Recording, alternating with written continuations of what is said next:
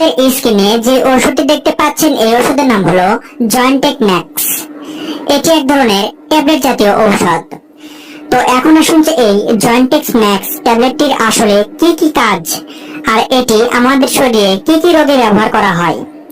এই জয়েন্টেক ম্যাক্স ট্যাবলেটের উপাদানের মধ্যে রয়েছে গ্লুকোসামিন 750 মিলিগ্রাম এবং ডায়াসেরিন 50 মিলিগ্রাম। এই 800 এমজির সমন্বয়ে এই জয়েন্টেক ম্যাক্স ট্যাবলেটটি সরবরাহ করা হয়। বাংলাদেশের ওষুধ কোম্পানি বেক্সিমকো ফার্মাসিউটিক্যালস লিমিটেড এই জয়েন্টেক্স ম্যাক্স ট্যাবলেটটি সরবরাহ করে।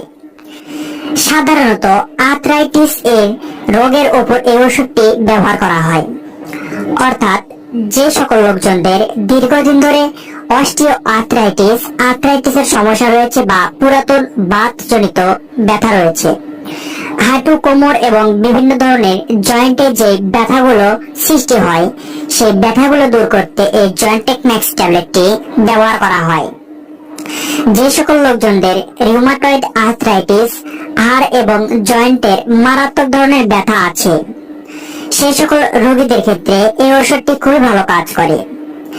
দেখা যায় বয়স্ক বা যে সকল প্রাপ্তবয়স্ক লোকজন রয়েছে তাদের ক্ষেত্রে হাঁটু, কোমর, হাতের নখ, পায়ের আঙ্গুলের যে গিঁটেগুলো রয়েছে বা জয়েন্ট গুলো রয়েছে